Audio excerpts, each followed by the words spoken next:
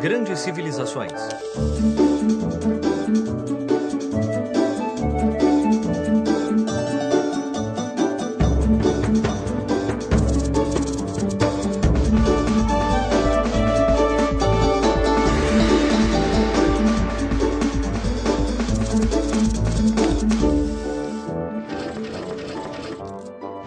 O Império Inca, primeira parte.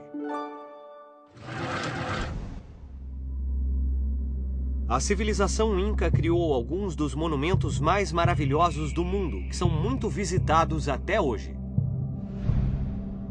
Mas a história dos Incas, que dominaram a maior parte da América do Sul durante séculos, é cheia de mistérios.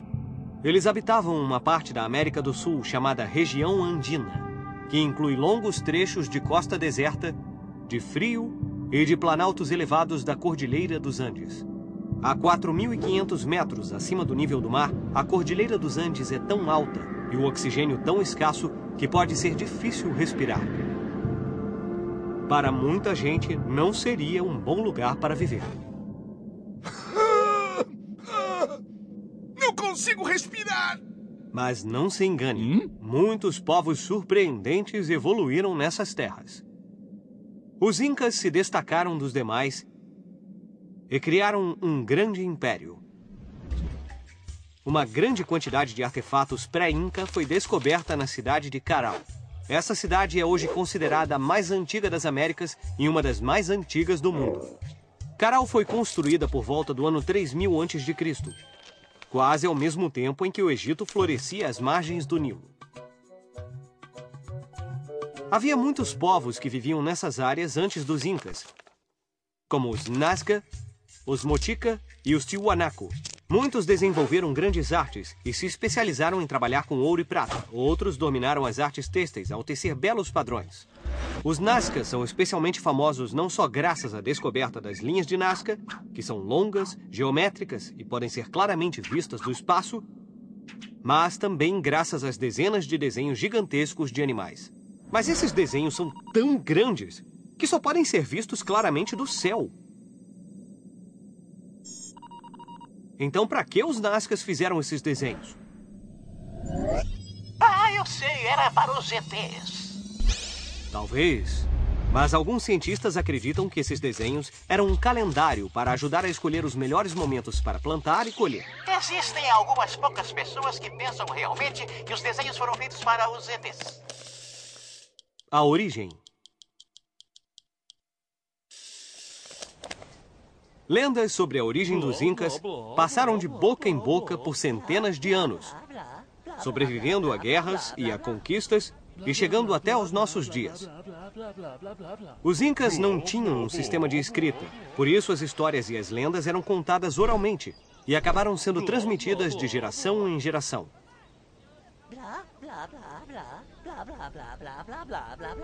Segundo a lenda, Inti, o deus do sol, pediu a seu filho Ayar Manco para ir à Terra levar a civilização para a humanidade. Após a criação do mundo, Ayar Manco e sua esposa, Mama Oclo, vestiram suas melhores roupas e saíram das profundezas do lago Titicaca com um cetro de ouro em mãos. O pai de Ayar explicou que o cetro iria mostrar onde eles deveriam construir um grande império.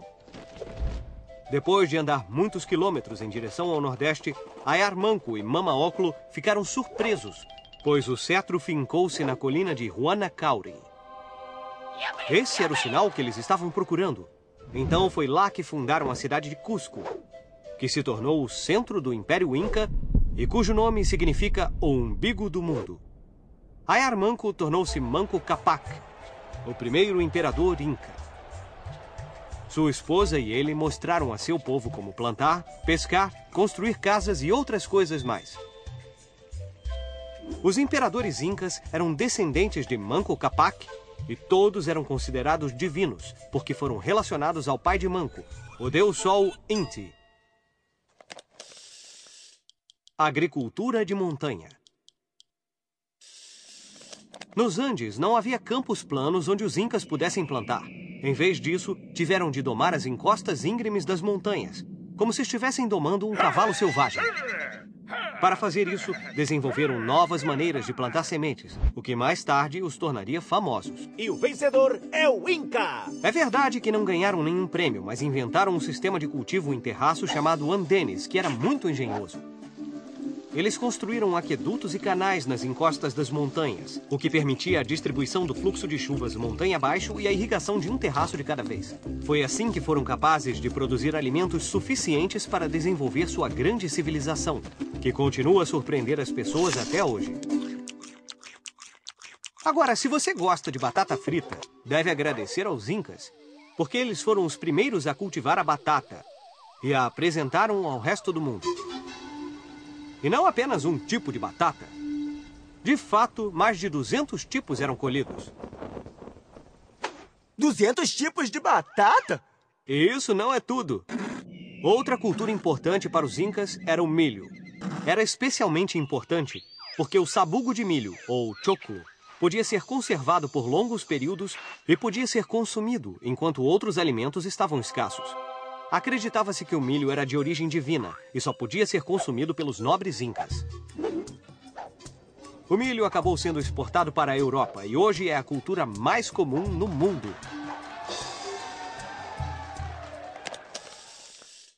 Os caminhos dos Incas. Graças às grandes campanhas militares e às alianças com as populações vizinhas, o Império Inca foi sólido até o ano de 1438. Estendia-se pela Amazônia colombiana, por partes da Argentina e do Chile. Os Incas chamaram todo esse território de Tahuantinsuyo, que significa o Império das Quatro Direções. O império foi construído a partir da capital Cusco. Duas coisas ajudaram os Incas a expandi-lo: os guerreiros, que eram muito bons, e eles próprios, que eram excelentes negociadores.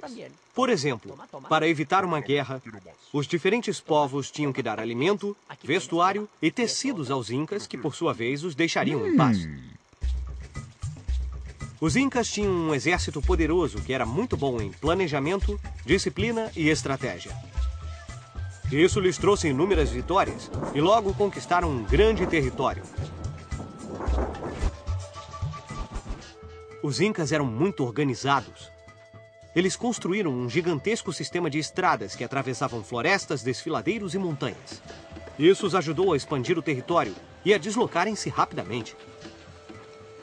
A estrada principal era o Caminho Real, que unia as cidades de Cusco e Quito e tinha 2.400 quilômetros de comprimento. Nossa! Era muito grande!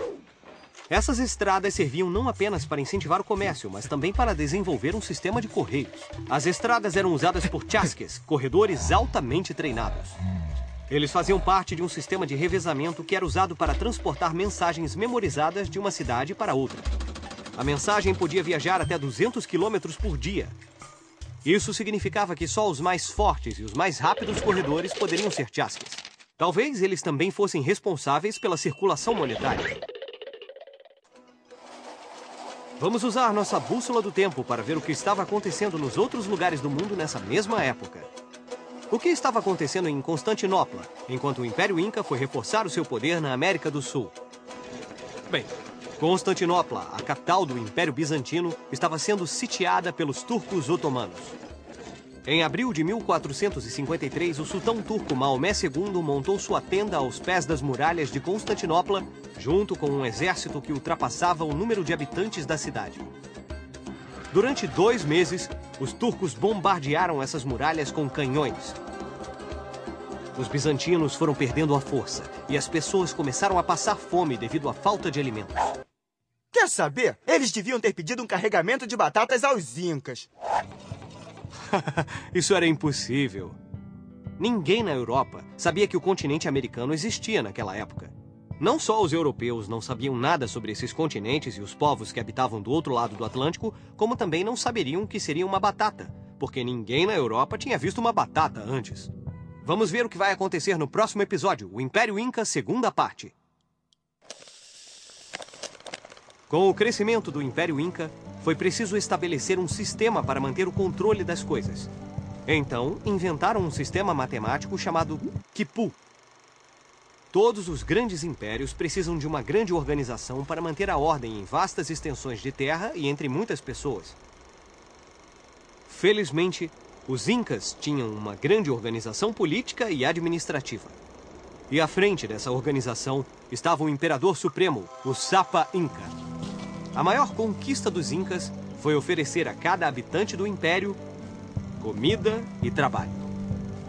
Na verdade, a pobreza não existia no Império Inca. Claro, o imperador e a nobreza tinham muitos luxos, mas ninguém no império passou fome e todos tinham roupas para vestir.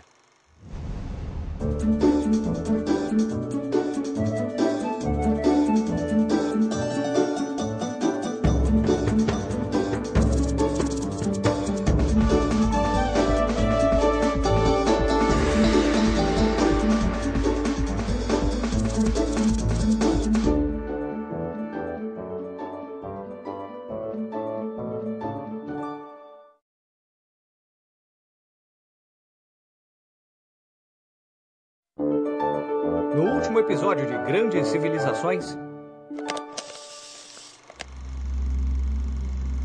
a civilização Inca criou alguns dos monumentos mais maravilhosos do mundo, que são muito visitados até hoje.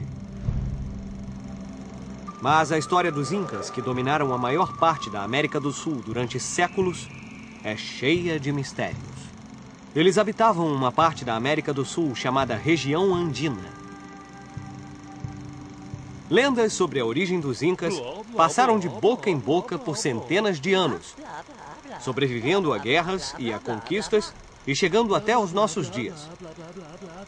Os Incas não tinham um sistema de escrita, por isso as histórias e as lendas eram contadas oralmente e acabaram sendo transmitidas de geração em geração.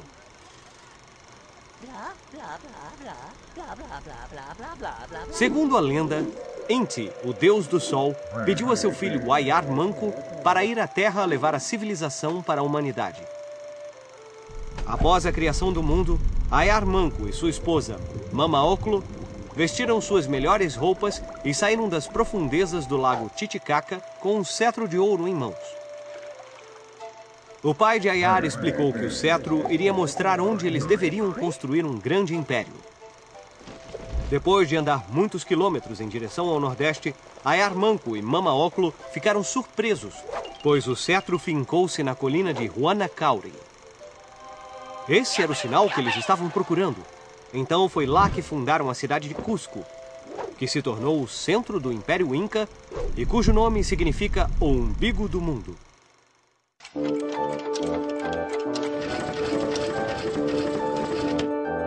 Grandes civilizações.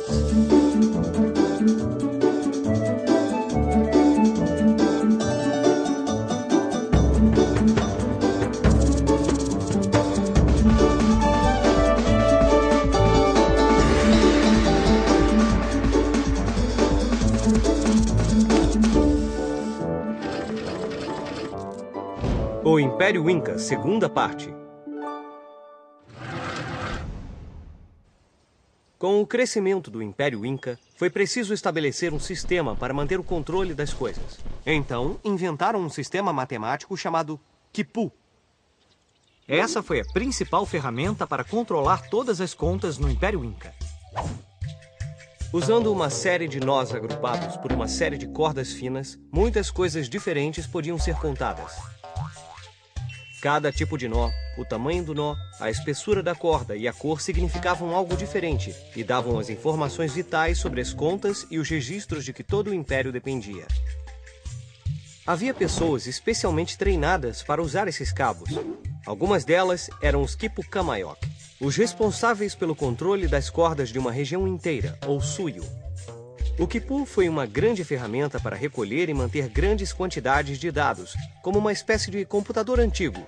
Mas como exatamente os Incas usavam essa ferramenta é um dado perdido na história. Por isso ninguém sabe ao certo como funcionava. A vasta organização. Todos os grandes impérios precisam de uma grande organização para manter a ordem em vastas extensões de terra e entre muitas pessoas. Felizmente, os Incas tinham uma grande organização política e administrativa. E à frente dessa organização estava o Imperador Supremo, o Sapa Inca. Tudo o que ele dissesse era considerado lei suprema. Mas ele também tinha suas próprias regras a seguir. Não lhe era permitido apenas sair e se divertir. Ele tinha que trabalhar muito. Ele também tinha de ter uma esposa. Bom, na verdade, ele poderia ter mais de uma. Às vezes, centenas de mulheres. Mas havia sempre uma mulher principal, que era considerada sagrada e era adorada como a filha da lua. A maior conquista dos Incas foi oferecer a cada habitante do império comida e trabalho.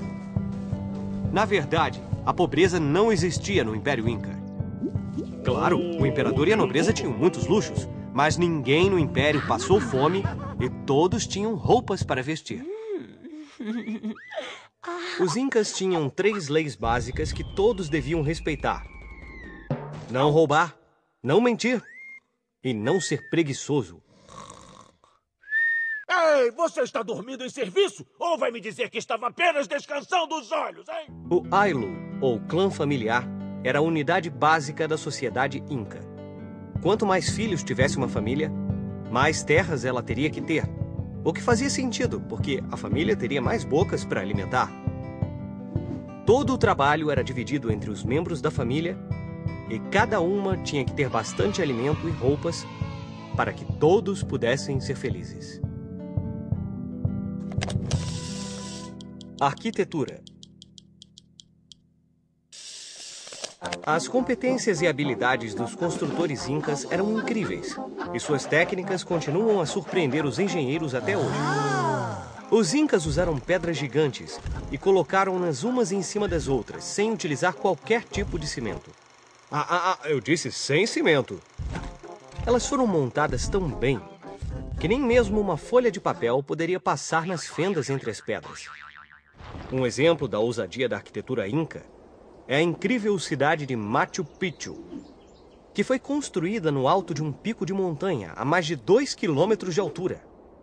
Como foi construída em um lugar que era tão difícil de alcançar, ela continua a ser um mistério até hoje, pois há blocos de pedra de mais de 7 metros de altura que foram montados com uma precisão incrível.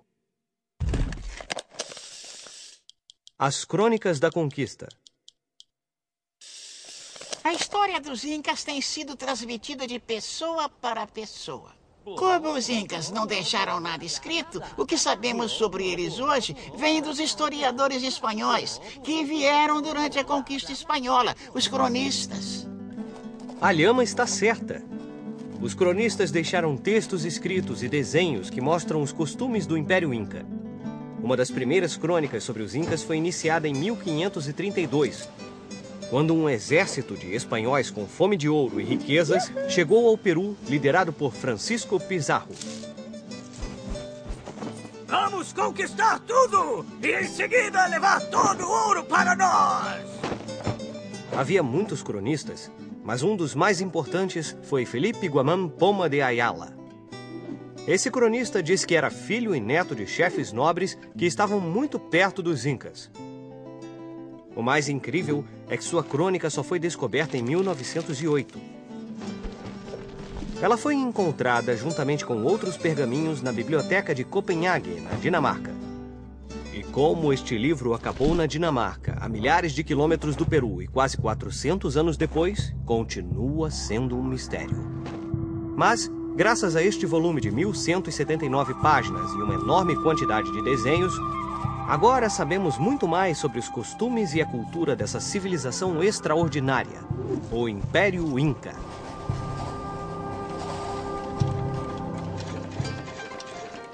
Vamos usar nossa bússola do tempo para ver o que estava acontecendo nos outros lugares do mundo nessa mesma época.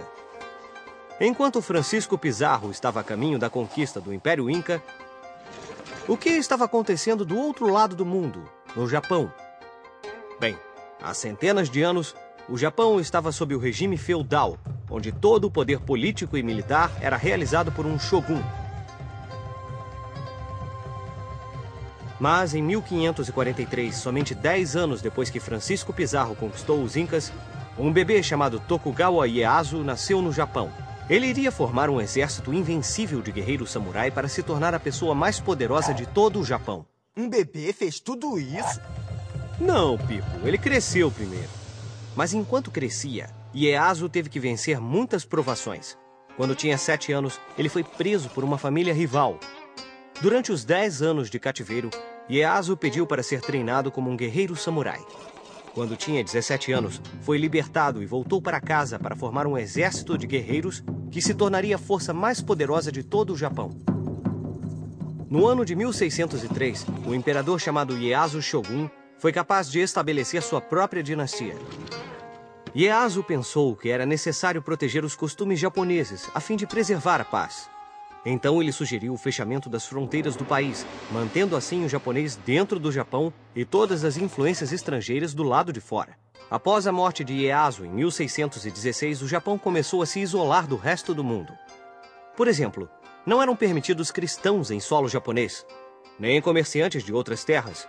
Mesmo barcos foram proibidos, pois eles permitiriam o acesso de outros países à ilha do Japão. Foi assim que o Japão entrou em uma era de total isolamento. Talvez, se os incas tivessem fechado suas fronteiras, os espanhóis não teriam sido capazes de conquistá-los, não é? Bem, a diferença é que os incas não viviam em ilhas como os japoneses.